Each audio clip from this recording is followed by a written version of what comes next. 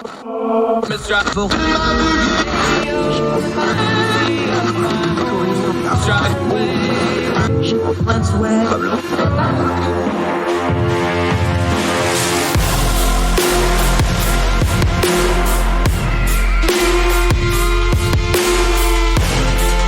your host, Andrew Donaldson. This is Heard Tell. Welcome back to Heard Tell. Thank you so much for joining us and giving us the most precious thing you have, your time, as we try to do what we always do on Heard Tell. Turn down the noise of the news cycle, get to the things that really matter, discuss topics that are important so that we can better discern the times we live in. And this is one of the most important topics that we cover. It's a special episode today. We've been wanting to do this again. We haven't done it in a while. We've got Dr. Katie Gordon on, and that's going to be the whole of the entire program. We're going to talk mental health. Now, why are we going to do that on a culture and politics program? Well, simple for a couple of reasons. One, it's my program. We can do what we want, and I want to do important stuff. It's not just a slogan. We want to do what matters. And if you don't think your mental health affects your politics, you don't think it affects how you view culture, if you don't think it affects how you interact with other people, how you function as a citizen and as a community member, it affects everything. Angry people in politics are obvious. You don't think maybe they could use a little work on their anger, or people that are really hurt, or people that have trauma? That affects your politics. It affects how you consume culture, the status of celebrities and how we follow them, how we idealize politicians and other people. That all goes to your mental health. But more importantly, we talk a lot on this program about how we consume the news, how we consume those headlines. We are 100% responsible for the intake that we put into our brains through our social media, the news media, and whatever other forms of media you take. Now, since you listen to this program, obviously, you're a very discerning, intelligent, and well thought of member of the media consumption community, because we only have the very best people you see. And I'm joking a little bit about that, but we talk about it. Curate your social media and your news media feeds to what you not only want to find out about, but also what you need to know about. So we're going to talk about social media. We're going to talk about the news media. We're going to talk pop culture. We're going to talk very serious topics with Dr. Katie Gordon. We're going to talk about things like suicide. So a little bit of a warning here, if that's something you struggle with or have trouble talking about mental health or suicide and things like that, we are going to get into those topics today. We're also going to have a little fun with it. We're going to talk about some pop culture stuff, everything from Cosmo's list of the biggest things of the year to the big pressing question, is Taylor Swift good for our mental health? And all that is important because we can have fun with the mental health conversation. We can put it in practical terms like, Harry and Meghan and that kind of nonsense and how that affects you. But that also lets us have a gateway into talking about the really serious stuff like depression, like anxiety, like suicide, like taking care of ourselves. And this is something that we just all got to be open and honest about it. I see a mental health care provider through the VA. I have for years now. I wish I'd done it a lot earlier. I first started seeing them around 2015 or so. And in conjunction with my own physical health problems, I started actually taking my mental health things seriously. And it made a huge difference in my life. And it can in yours too. Now, not everybody's got to go sit and talk to a therapist. That's not what we're talking about. Although there's more options for help out there than there's ever been. But are you just mindful that, hey, the politics you point off, those pop culture hot takes that you put on your social media, your mindset is the filter that everything you know and everything you consume comes back out of you, whether on social media or out of your sayings and actions to your friends and family in real life. Your mental health's controlling how that comes out. So we're going to spend a little time talking about it today. A fun conversation that also gets serious. We talk about pop culture. We talk about politics. We talk about how you can actually save people's lives. More importantly, we're going to talk about how you make your own life a little bit better. And if you make your life a little better, that helps make everybody around you a little bit better. Changing the world, starting with you, your family, then your community, then your city and country and state, and eventually the whole world. We got to find a mirror on this stuff, folks. So, very excited, very proud. Something we've been wanting to do for a while. We're going to do it consistently going forward. Dr. Katie Gordon's back on the program talking mental health right after this as we continue on Heard Tell.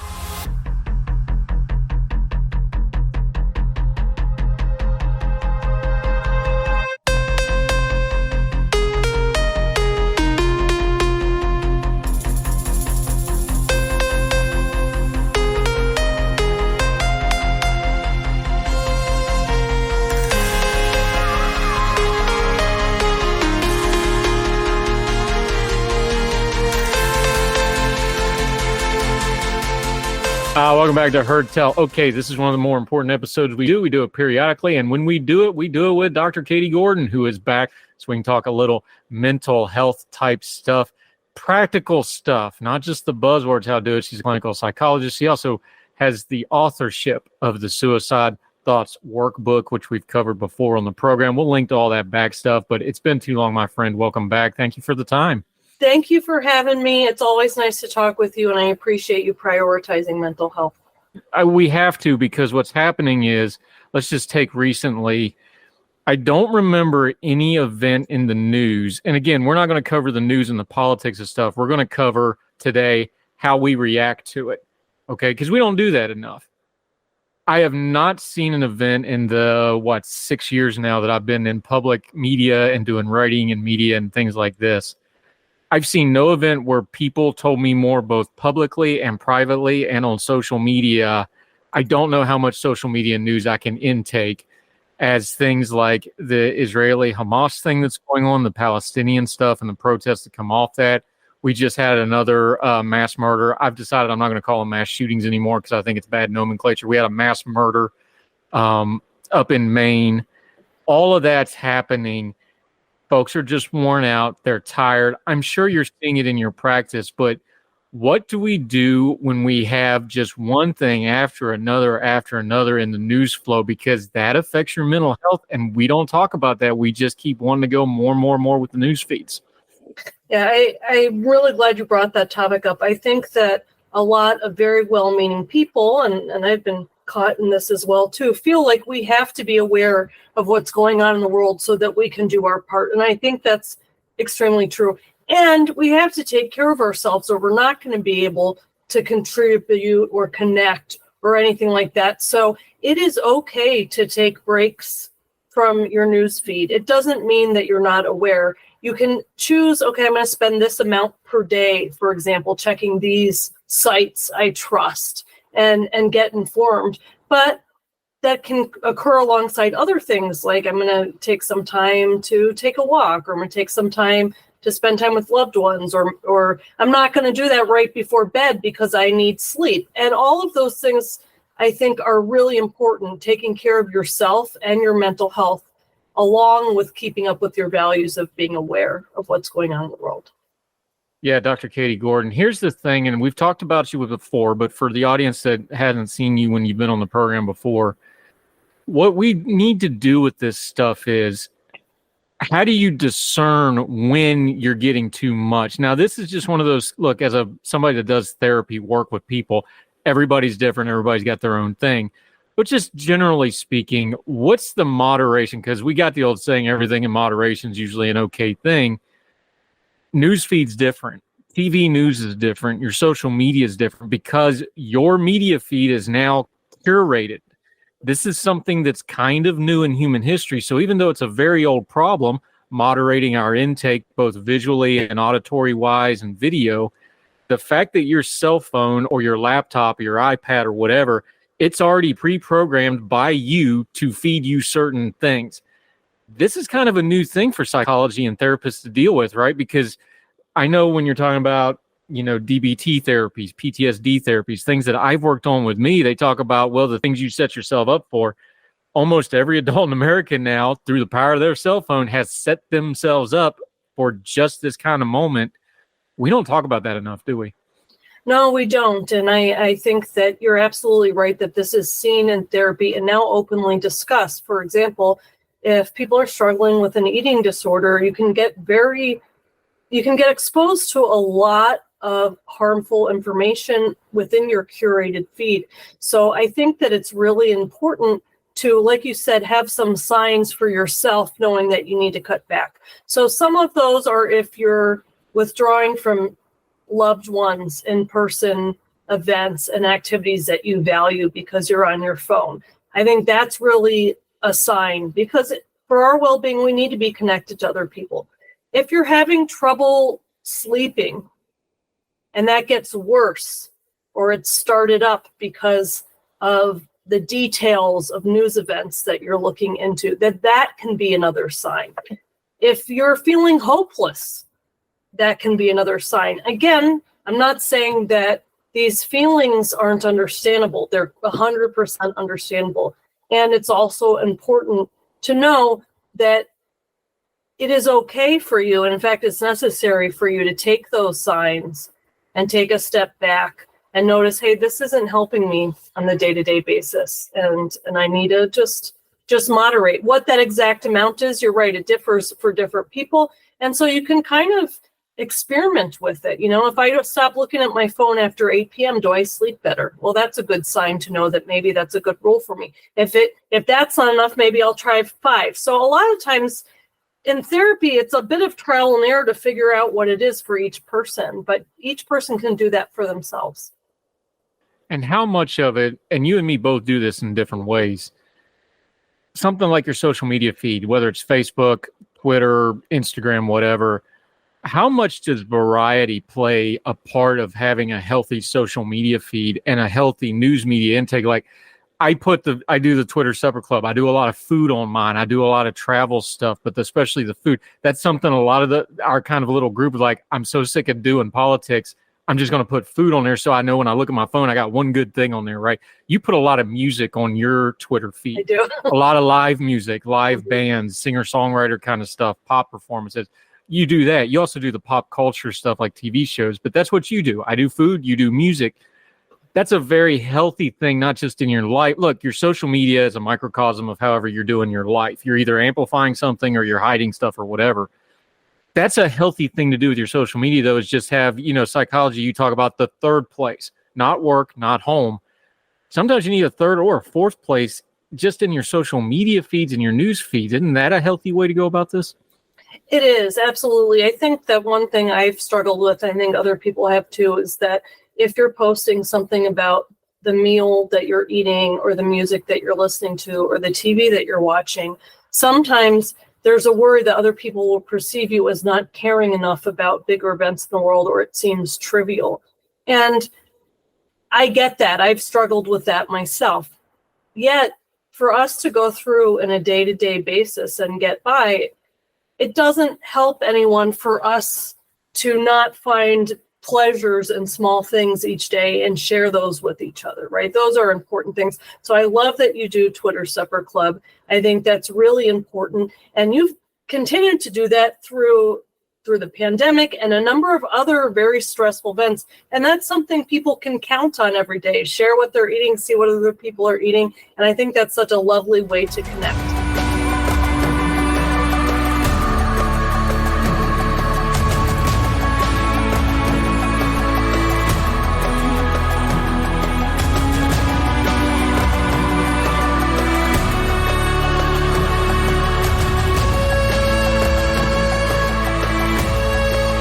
Yeah, and Dr. Katie Gordon joining us.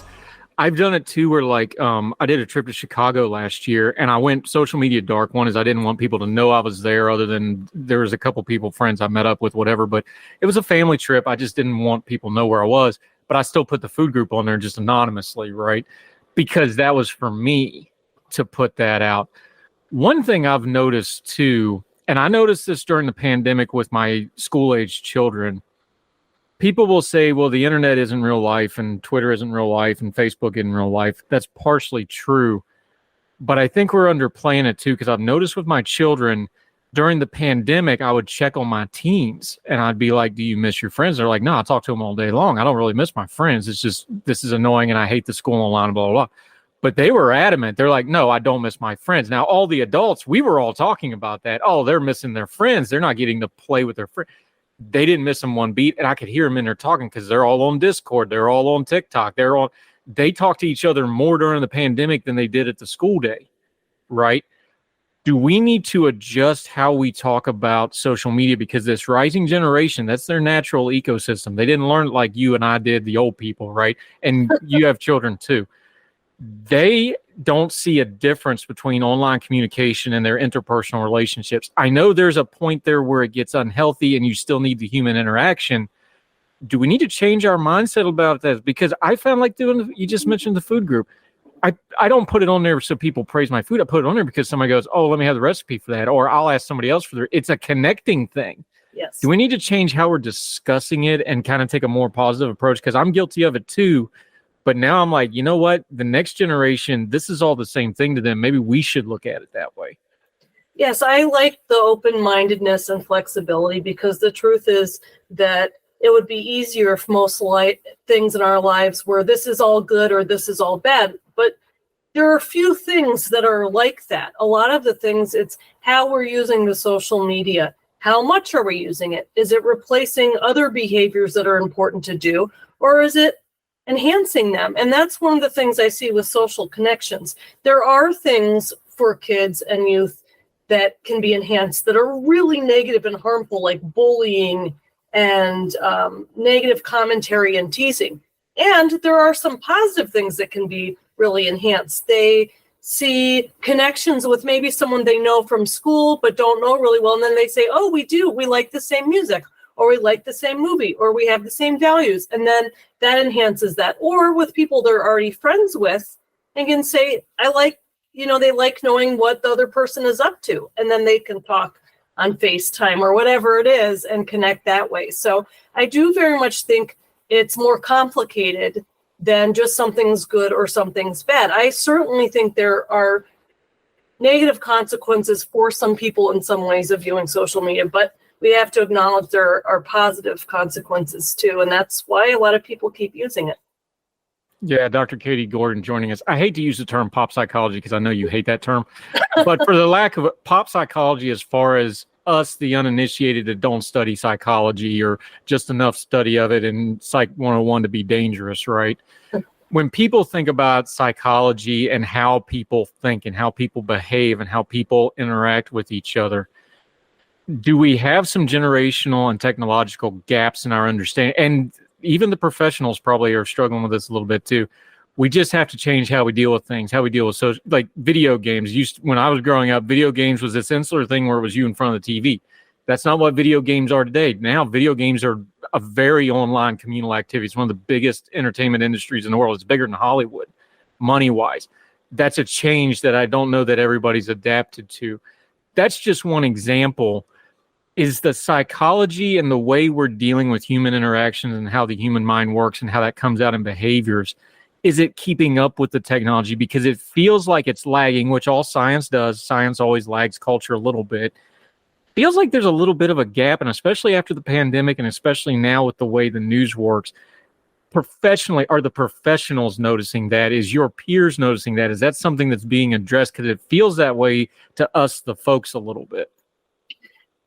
It's a great question. I think you're right. The science often takes time, and it's also hard to connect certain things because a lot of the things about human behavior, they're complicated, and we can't experimentally assign certain things, at least for long periods of time.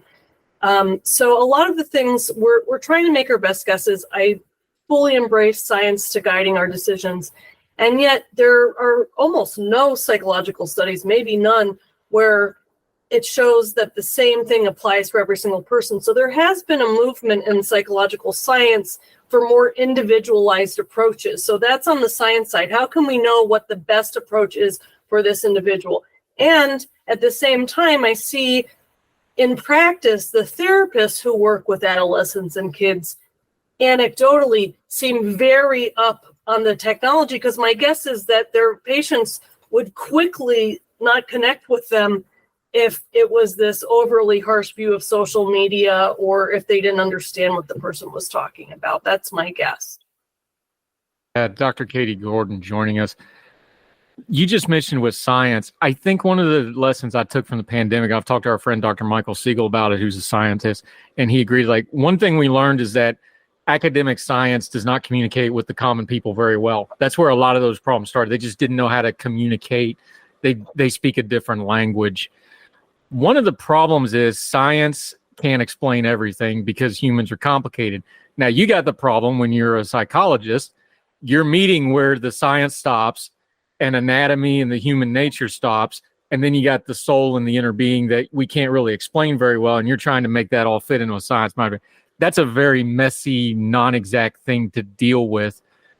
How do you express that to the common person who's just going, look, I'm sad. Am I depressed, though? I'm anxious. Do I need to get help for this? I'm having a little bit of a problem with this particular addiction, but I don't know it. Those borderline people that look at the science and honestly question it. I don't mean the cranks. I mean the people that are honestly skeptical or just come at it at ignorance, or they're just honestly like, I don't know if this is for me or if this is really helping me. How do you balance those things and explain it? Like, yes, there's science. No, it doesn't explain everything, but we can try to help you with certain things. And a lot of it has to do with what you do with what we tell you.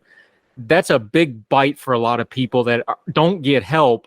And I think that's one of the big barriers to people not getting help is they just don't know how to get their arms around that problem. How do you explain it to folks that are seeking help but maybe don't know where to go? That's such an incredibly wonderful and important question. And I'm glad you asked it. I think I've spent most of my career trying to figure out what is that balance, both as a therapist, but also as someone who's done research and is trying to communicate concepts and ideas to the public in a responsible yet clear way. And so I think that's a great question. I think that what seems to help, especially in a therapy setting, is to first spend the time getting to know the person, understanding them, having compassion for them, and getting their perspective and assessing before recommending anything. Because if a person kind of trusts that you know them, then that's where I think you can pull in, this is what we know from the science. It doesn't work for everybody, but this is what I would recommend since it works for most people. And that what do you think of that? So it's a very collaborative process. And I think that there has to be a humility involved on the side of the practitioner, the therapist, or the scientist to say, let's look at this together. This is what we know from the science. Let's try it, but let's reevaluate and see if it's working for you. And if it's not, we're going to keep working until we find that. And so I think that's really key. But I think all of that is much more possible once someone understands that you care about them and their specific situation, all the complexities in their lives.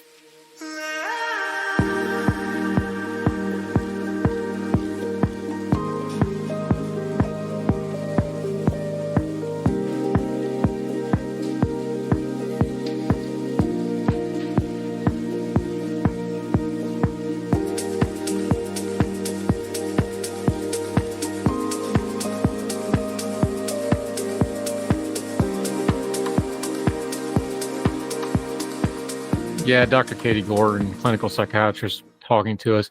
Here's where we get into some of the ugly on this, but we have to because it's such an important topic, and it's kind of become your specialty the last few years, suicide prevention and how suicide deals with things. I just had it happen a couple weeks ago where I live.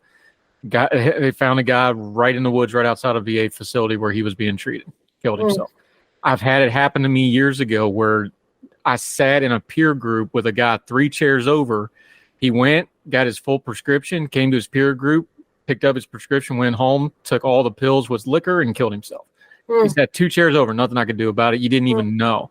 This stuff is so hard. The veteran community obviously is dealing with this, but a lot of people, the stats are all over the place on suicide, especially since COVID, which really kind of skewed them for a lot of reasons. Go beyond the stats for me, though. What you've gotten feedback on your book that's been out for a little over a year now.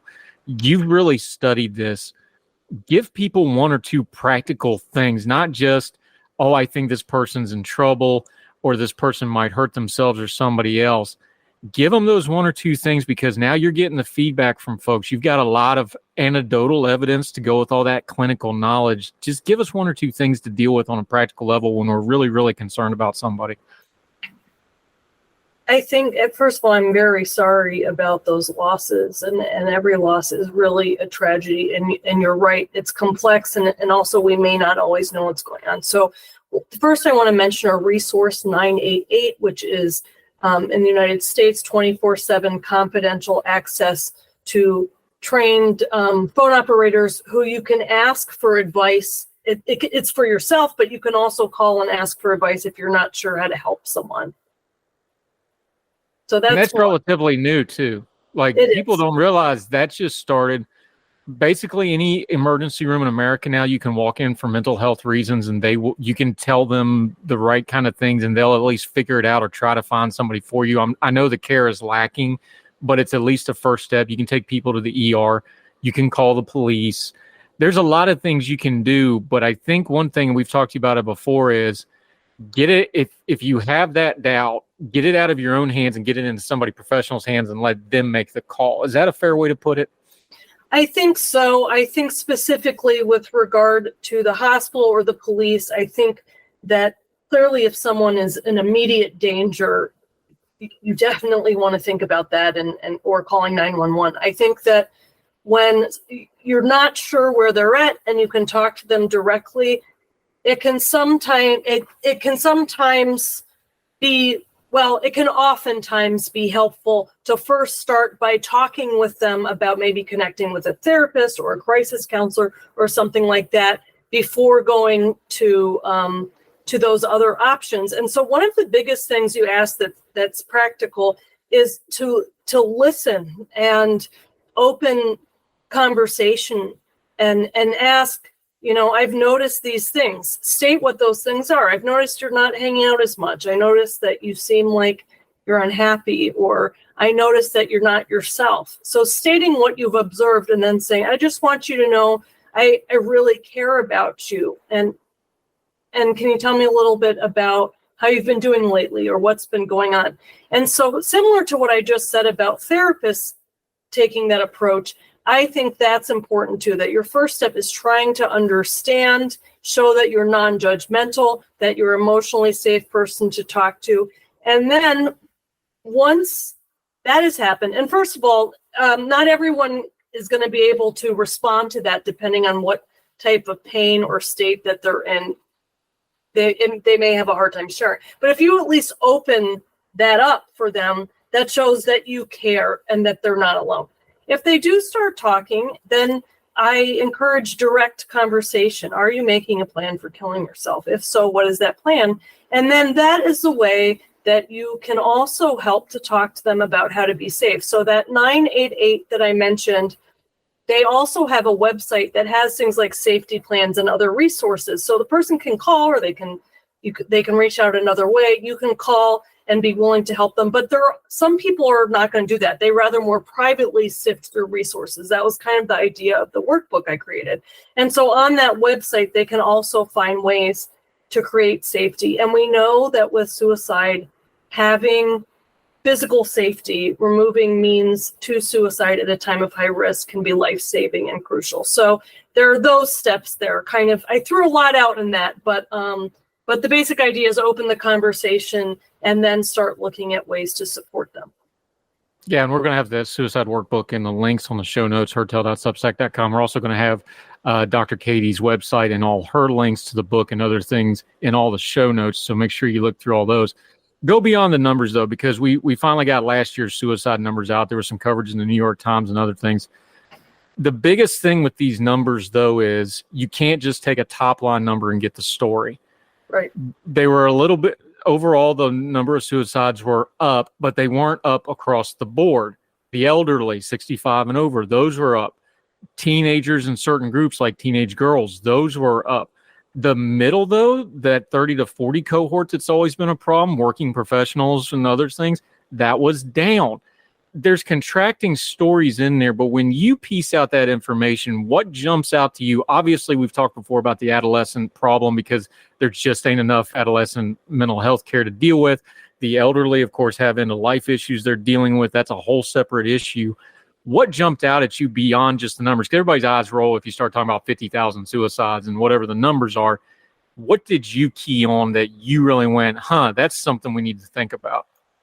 Well, it's another good question, and one of the things that I think is challenging about suicide research and understanding data is that I think I'd have to make a lot of speculation to understand why certain numbers went this way or went this way. I think the overall picture of suicide rates going up, that's telling. What we're doing right now is inadequate for people that really need help.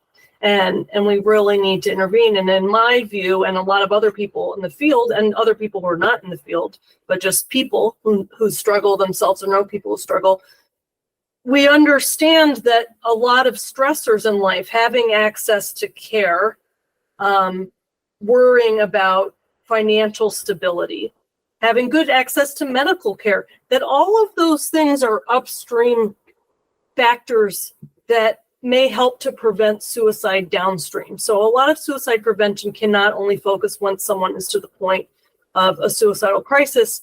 If we go back and look at what are some common needs that people have that are inadequately being met, and how can we address those upstream? Again, how can we help people with stress? Now, in the world, we were faced with this pandemic that disrupted so many things that it's hard to even think about how to manage that. I mean, we've talked about how one positive to come out of it is that telehealth is more present, and that has opened up care for a lot of people. However, it's still not enough, right? We have some solid strategies for suicide prevention, and yet we're still seeing those numbers, and the world can be a hard place, and it's important that we do more to bring those down.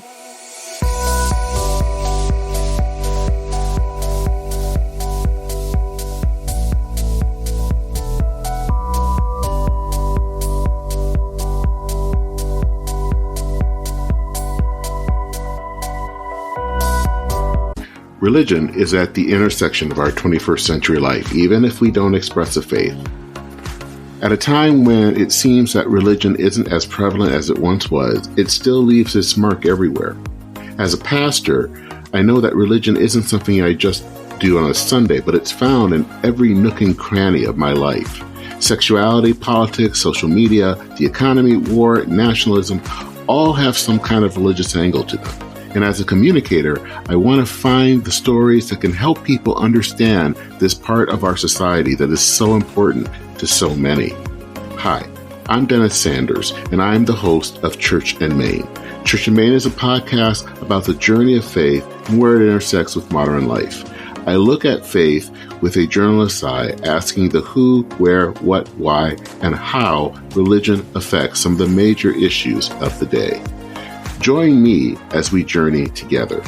You can listen to Church in Maine podcasts at the website churchinmaine.org or on your favorite podcast app. I look forward to seeing you. Folks, you've heard of Ethan Brown on the Heard Tell Show a couple of different times, but if you're interested in learning about how to discuss things like climate change without all the politics and doom and gloom, head over to his podcast, The Sweaty Penguin. Sweaty Penguin is a late-night comedy-style climate podcast working to add nuance, critical thinking, humor, and hope to the climate conversation. They got over 100 episodes already, breaking down weekly news stories and specific topics, from the vanilla to the ADHD to the international accountability to orangutans. Yes, I know, it's a comedy thing, so just go with it. But each time, exploring different ways we can make progress on these issues while still helping the economy, health, security, and everything else we care about. Feel overwhelmed, exhausted, or excluded by today's climate change discourse? This is the podcast for you. Find The Sweaty Penguin wherever you get your podcasts or at www.thesweatypenguin.com.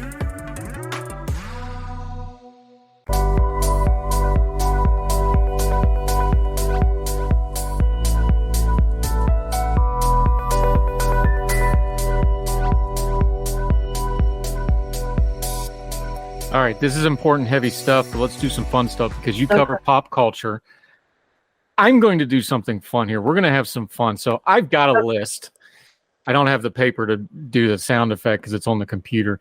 I have a list. I'm going to go down the list of Cosmos pop culture moments of 2023, and you're going to tell me whether they're good for our mental health or not. Okay. This is going to be fun, okay? Okay. And we're going to be a little goofy here, but there's some lessons in here on how we consume our media and what we do. This one I find interesting. I actually wrote a whole column on this about the political ones, but Nepo babies. If you remember the Nepo baby discussion, it was people whose parents were famous or rich or influential, and now they're famous and rich and influential. This was a debate because that brings in things like class and jealousy and rich and fairness and all that. Is the Nepo baby discussion, is that good for your mental health or not?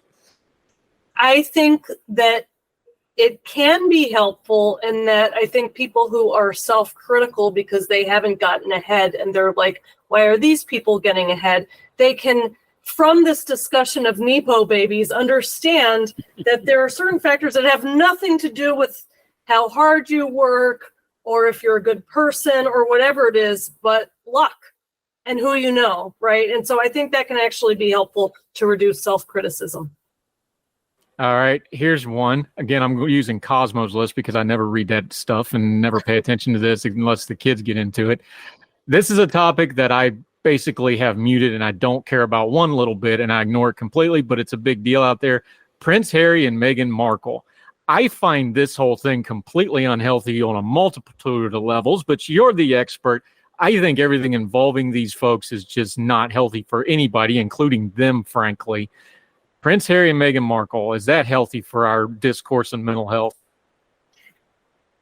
You know, I have to give like the typical psychologist, therapist and say, both can be true, right? So I think there are some positive aspects in that. I think there's been some openness talking about mental health that has come up, and between both of them, right? I mean, talking about their own mental health experience, their support for mental health, that helps.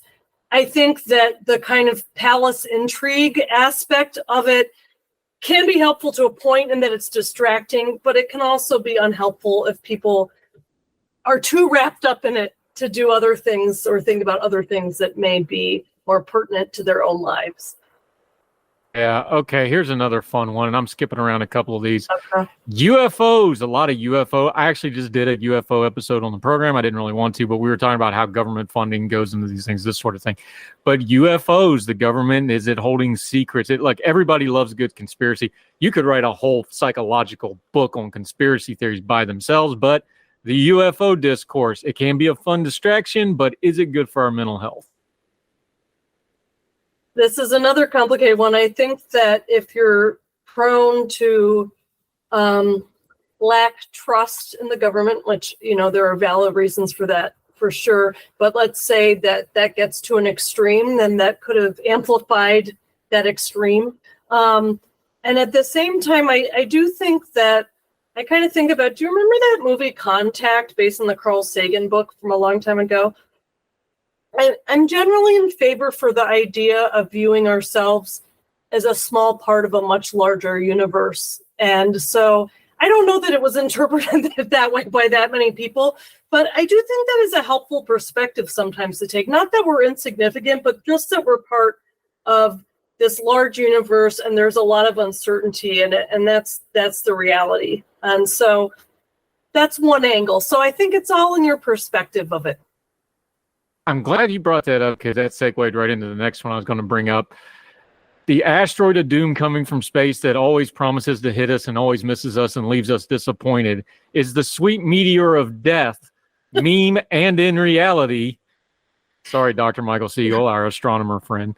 Is that healthy for our mental health? I think it can be healthy when it's the basis of shared humor and commiserating and connection.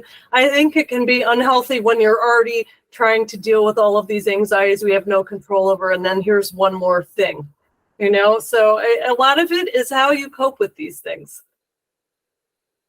Couple more. We're done with Cosmo's list because thank God I don't want to ever talk about Cosmo on a platform ever again. The Barbie movie. I found the discourse over Barbie and Oppenheimer and Barbieheimer, I found this fascinating. I saw both in the theaters, and I'm not a big theater going, but I went to both. Went to Barbie with my kid, obviously. I had one of my kids with me for Oppenheimer as well. It was funny. My daughter went to Barbie without me, and she said you could actually hear Oppenheimer coming through the wall because it was so loud. I found that whole thing fascinating, how people put them together because they were kind of polar opposites. You have nuclear warfare and this very idealized, and then the pop culture of Greta Gerwig kind of making fun of misogyny and things like that to prove a point. I found that whole thing completely fascinating. I'm sure you did too, but I actually found it to be positive because I thought people put some thought into both things, found a healthy, happy way to deal with it, still took it as entertainment. But yeah, you could talk about misogyny and you could talk about, you know, nuclear weapons and the responsibility of that. And people laugh about it. But that's actually a healthy thing if you keep it on that level to get into some really complex, tough topics. I agree with you. I saw both movies in the theater too. And I think that something that we share, and part of the reason that we connected and found each other on Twitter, is because there is a productivity for conversations that can come from discussing real life themes in kind of fictional representations. Now, of course, Oppenheimer is based on a true story, but the fact that it's a movie, I think, allows for some discussion it's much harder when it's something right now that's happening in the world. I think that people have a harder time stepping back and learning from each other. So I do think that was really useful. And with Barbie, I'm a big fan of kind of satire and humor for certain points being made and points of discussion. And I thought it delivered that well. Plus, it was obviously just something that a lot of people could have opinions on. And so a widespread discussion, and people who didn't like it or people who liked it and could talk about it. And that was another shared source of commonality that I think was a little more lighthearted, at least in some ways. Obviously, misogyny is not lighthearted, but in some of the ways that it was framed and depicted in the movie. I also like how very few people got the in joke about misogyny being about horses, which in the traditional Barbie mindset, horses is very much a girl thing. And Yes. Nobody got that in joke. And I was like, y'all aren't getting this joke. I've got a kid that rides horses. I'm like, y'all are missing the in joke on the whole horses and Mojo Dojo Casa House. I was just blown away by that. I didn't get that either, so thank you for sharing it with me. I appreciate it on a new level. There were so many in jokes in that. Okay.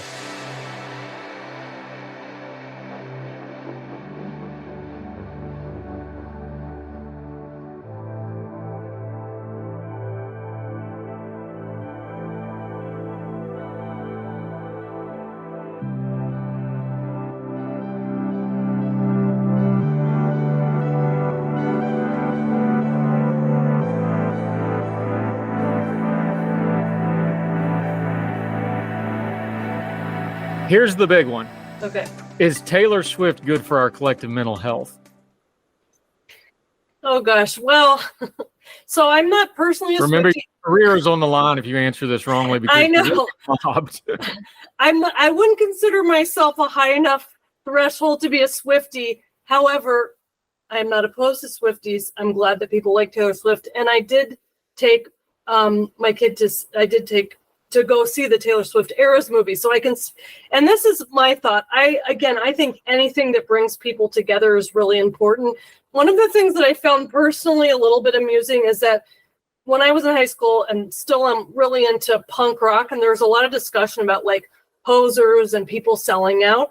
And what I found interesting is that I hear that around Taylor Swift, that people will say, well, I've always liked her.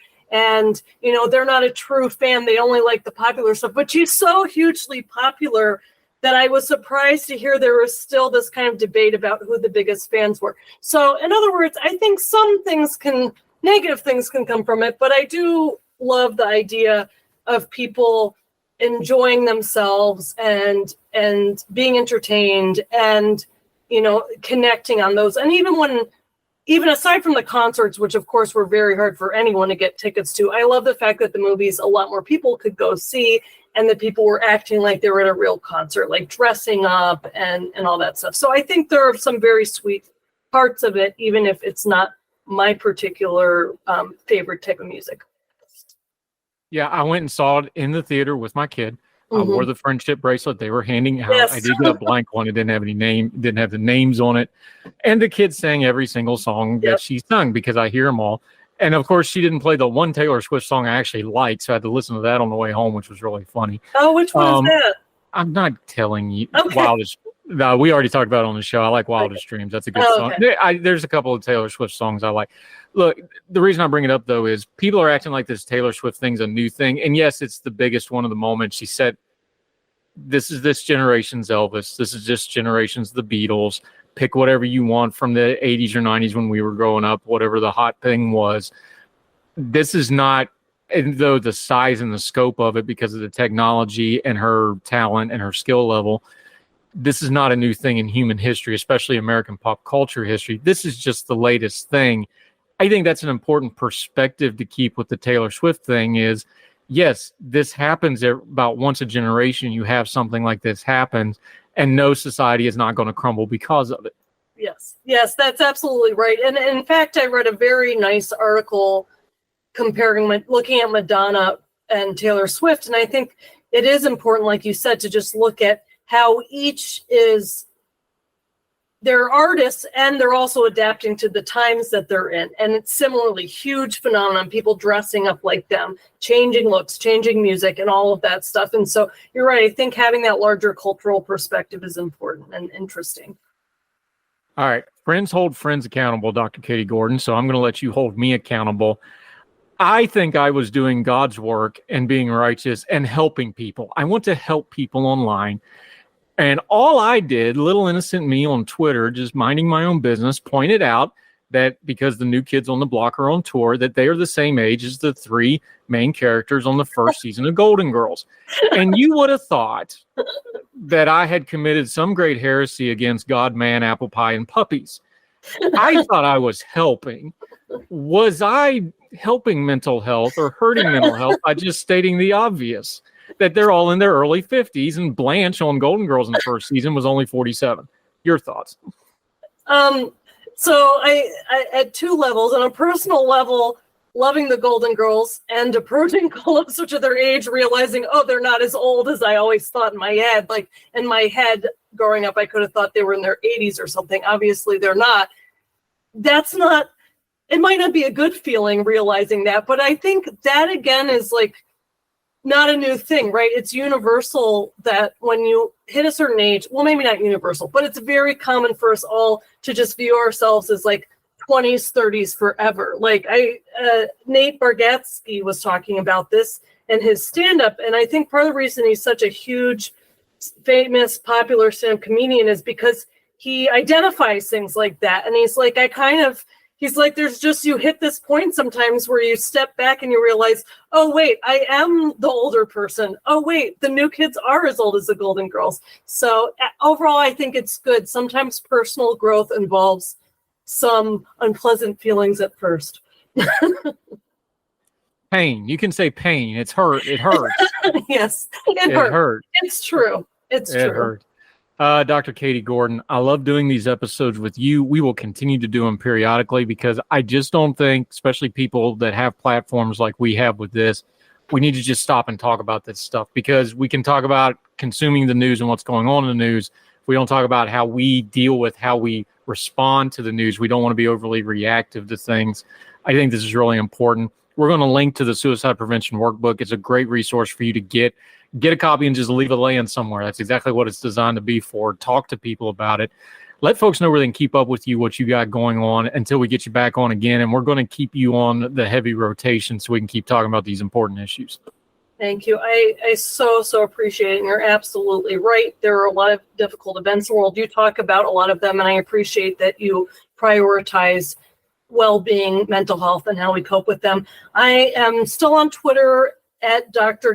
Catherine Gordon, DrKathrynHGordon. And I am at the same handle on Blue Sky and on Instagram. I have not been posting as much as I had in the past, but I will probably pick that up again, especially since I'm working on a new book.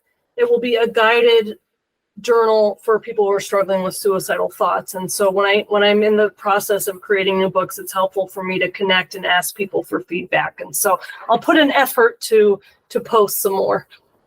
It sounds good, Dr. Catherine Gordon. We call her Katie because Catherine sounds way too formal.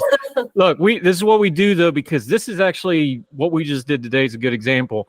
We got into it. We hit the important stuff. We got in the dark stuff, but then we balanced it out with some fun, too. That's how you handle these things. You've taught us that. We will continue to have you back. We'll keep doing it. Dr. Katie Gordon, thank you so much for the time, ma'am. Thank you for having me. I appreciate it. Yes, ma'am. Thank you.